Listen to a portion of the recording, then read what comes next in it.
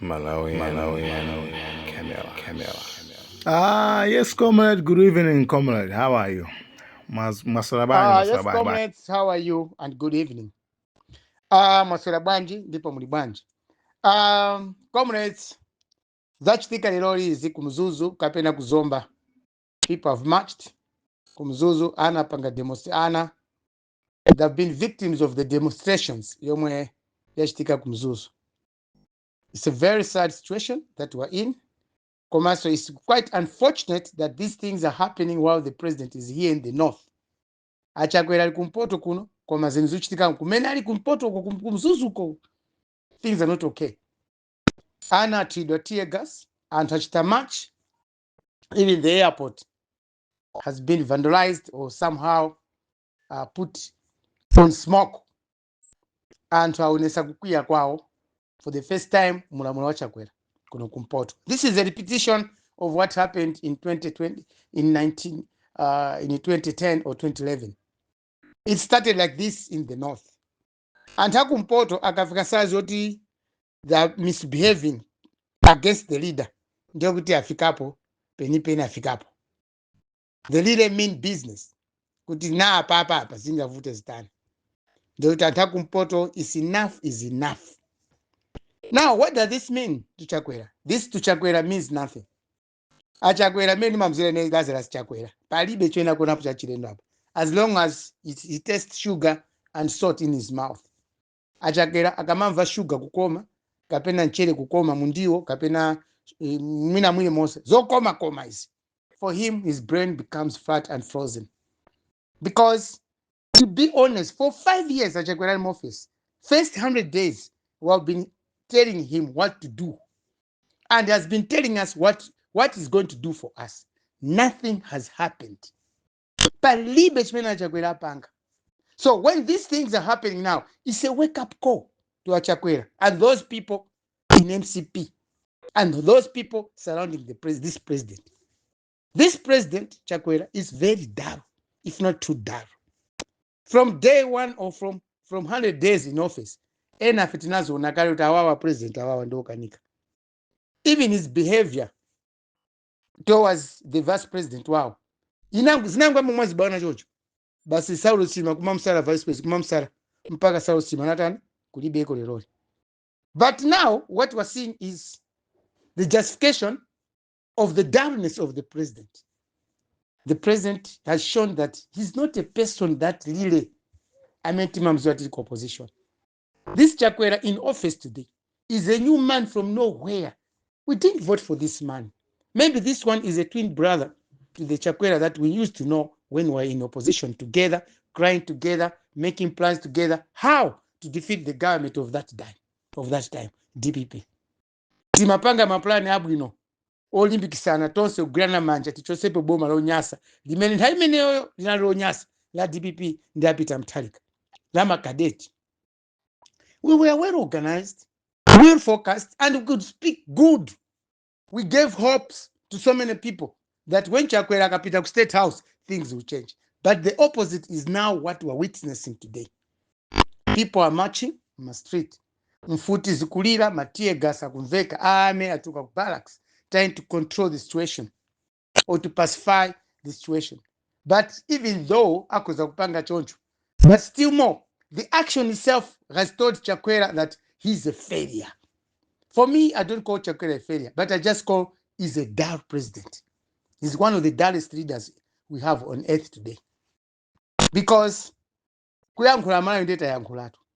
Chilowere in my office at Chakwera, who have been giving him very, very constructive criticisms, even very, very good advice for him of how best he could do, he could govern this country. Koma Chakwera ndi kutukumve samamva.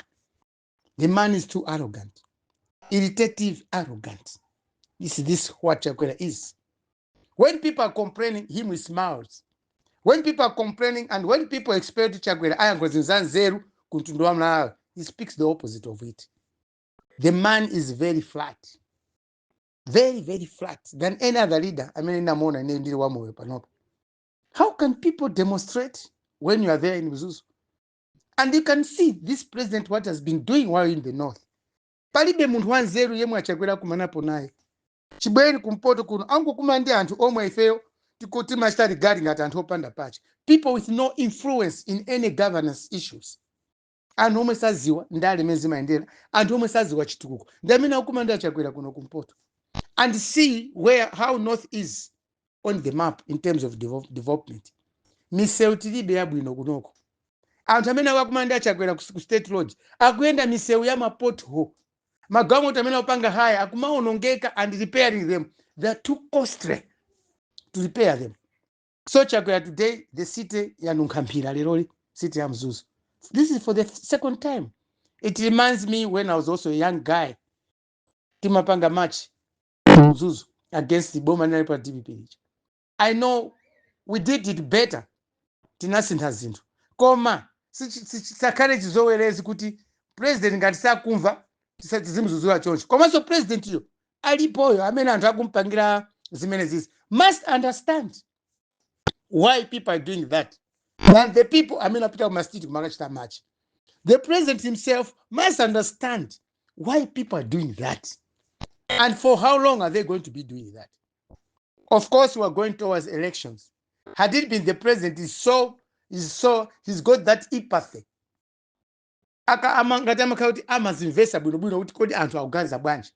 He could have just resigned. That's all. You don't have to cling to power when people don't want you. Of course, my elections are September. But September is not something that must force the president to be pampando when he's failing to perform. When he's failing to convince the people, the majority of people in Malawi. Chitipa to Sanje, Likoma to Mchinji. And akulephera tu kumuona Chakwera kuti angathandise. So Chakwera menali kumzuzu kunoko. This is the certificate that has been given to Chakwera. This is a diploma or a degree or a PhD. Kiyomwe Chakwera walandira pakulephera kwake. He's got a PhD in a failed governance. That's it. Because ineyo kanga the president ndikanaka ndi intelligence yamphamvu kwambiri. Why are people kodi menda khala kumpoto kuno ndikanakhala Chakwera ndikanaona since 3rd March ndikanaona kodi anthu akumpoto akundiona bwanji. And he could have been receiving very good intelligence from the rightful institutions. But it seems that even intelligence Chakwera inataya intelligence. It seems that he's not gathering any intelligence or is not receiving any good intelligence about his presidency. Maka kapita kumalo ngati mena abwera kumpoto kuno. Already kumpoto kuno, we don't want Chakwera. We don't need him. Us here in the north, we feel that Chakwera fooled us by bringing in Saros Chima kubweresa apo ngati vice president. People of the north tinavota kwambira na kumpoto ambira anavota bwino because of Saros Chima.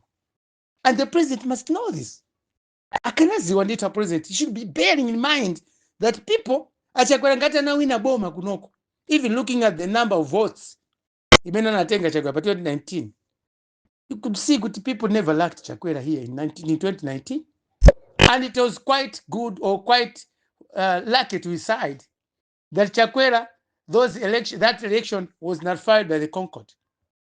Tinapita Mutose, we formed Mutose Alliance as opposition. Chakwera na waboma after the court nullification of that previous elections, 2019. So Chakwera akana kandi intelligence.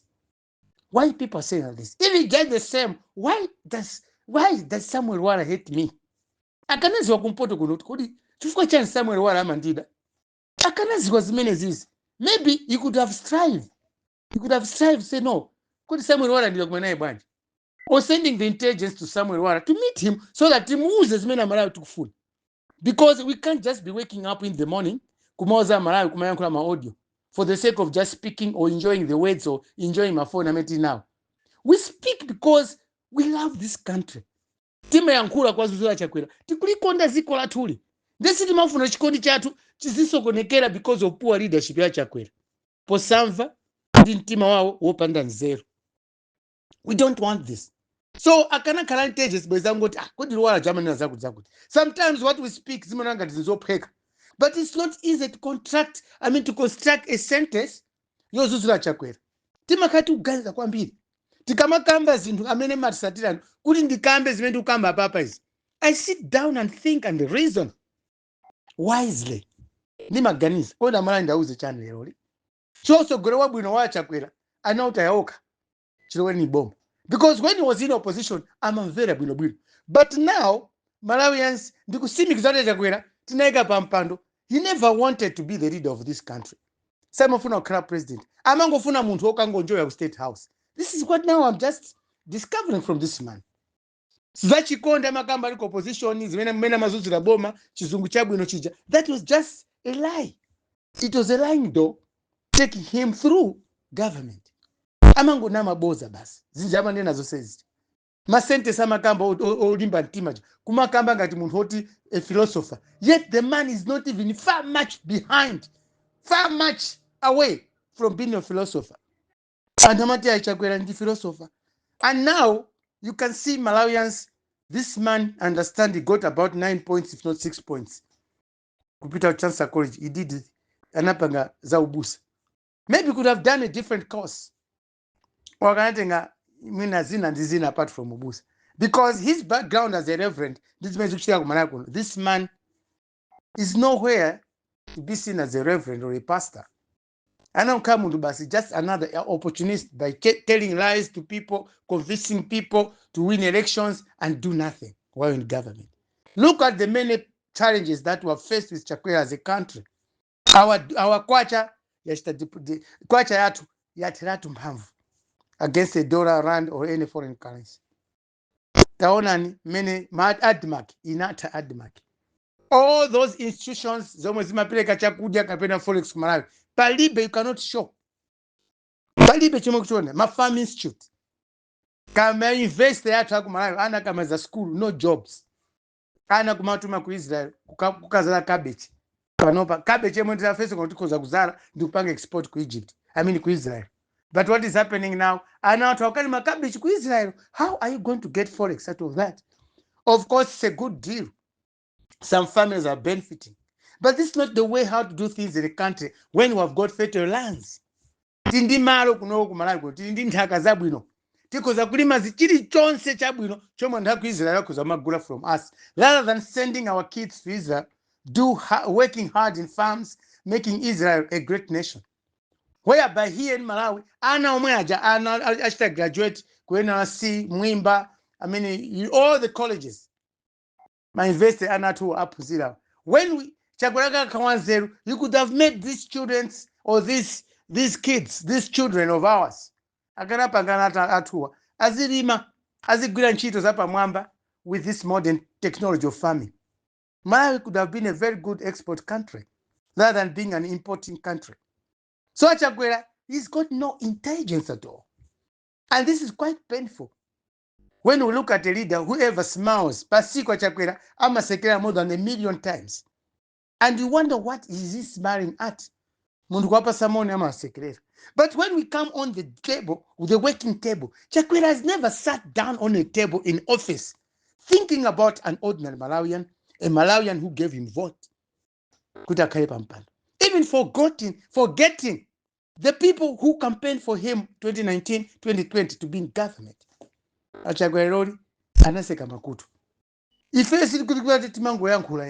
When we are speaking for the people, we mean it. We still have that pain that everyone is feeling. Aliyese amena kuva kuwa ku Malawi. Na fesa menti kuyankula kwa unikila Malawi tikama ku unikila. Na fesima tuwao. We've got our own challenges. And our own challenges. Tima zosa nzatu sundasu ma neighbors kapena nzatu ma district na kapena kumaderei na Malawi. Mkufa chimozi. So what Chakwera is doing today, Malawi, let's not focus on elections only. Tenti ganize njira zina. Kodi Chakwera angamve branch before elections. Mwina siku lina tikozapo mako. Kuti Chakwera ko apanga zinu zanzeru. Koma zinu zanzeru zichoka kuti. Chifuka Chakwera is surrounded by fools. Sisiru zanu zaboza zopanda pachi zimene zimaenda ndi Chakwera. Chakwera does not want to interact with clever people or stronger people in terms of minds. And anzeru Chakwera maopa. There are a lot of good people Malawi muno. Ochita bwino antu Malawi kunaliko. Opunzira bwino. Just like the chief secretary, his own chief secretary, Colin Zamba, well educated. Muntu wa bwino. Anapita ku school bwino. And when he was appointed for that position, timagaza mwina Chakwera azimbako zero because Chakwera has never worked in government. Anango yamba za ubusa za ozo. Sana namba ya gwira nchito, after gwira nchito kuchipiku, private sector au nali chipiku. From there, ndawo namba ubusa kena ukara president. While secretary wao went to school. He's got qualifications. He's going to die as a professional. He did something, but he's also a good planner. He can do better. Hadibi Chakwera mavera secretary wake. Kuma secretary wa Chakwera, chito wao basi. Kumangolemba ma program ma president. A president anapita kumzuzu. That's misuse of intelligence. So, comrades, Malawians, when you see Anna Matiegas, 10 Tibire Matiegas, but by the end of the day, Matiegas akasiagwawa maso, Chakwera must be out of office. Matiegas akangoti atakuwawa maso. Think of how to remove Chakwera in government. Ngati Chakwera sapanga resign, declare a vote, don't give this man vote. Even my voter Chakwera says I do say so 400,000. As I don't 300,000. That's all. This man watila kwera kwambira Malawi. Pano ndi Mazulo ena agona angudya masamba, ena akhala ko chachimanga. Kuononga kukamosha chimanga kwambiri loli.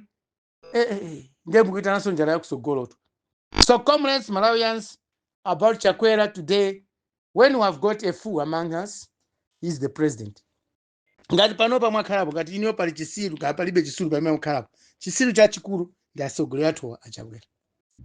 We can't be witnessing these aggressives in our cities when the president is just eating kumakumanda anthu opanda phindu ngatawo. Mbumba za MCP kukumani mafumu. Chibweri kumpoto kuno kumande anthu opanda pacho okhaokha.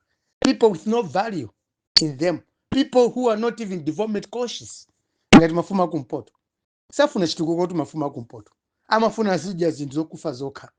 Kapena akafuna kusangalala tapase ndalama tisonge ndalama tapasa akasangalale. Akafuna kudya bwino tisonge ndalama tapasa. Kapena akafuna kukamba zandale a president apase kuti ndalama like that. This is not what we want in a democracy. Mafali yese kumana kuno regardless niwe fumu niwe mbumba ya Kamuzu kambumba ya Chakwera. We must work hard and we should be working in solidarity to uplift the lives of each and every Malawian. Koma basi kungopita State House fumu inake kayakuti imathokoza kuti hayi inekoyamba kumana ndi president. Just imagine, is that an achievement? Mafuma kumpoto. So apapa chikoza kuti aliyense amene wakumanda Chakwera amene akhala kumpoto kuno ndi chisiru. Ndoja Chakwera sana langisidwe bwino. Mafumu namba kumanda Chakwera sana langiza Chakwera sana uze chilungamo. Because the chiefs never represented the people. So amene kuti mafumu apange represent, amene apanga ma demonstrations. Mafumu akakhala anthu omvesesa okonda ziko lathuli. Kapena okonda anthu awo. Akanauza Chakwera how people are feeling under them. Anthu amene mafumu akuyang'anira. Anthu amene amatchula kuti mafumu awawo mafumu ni mabwana athu.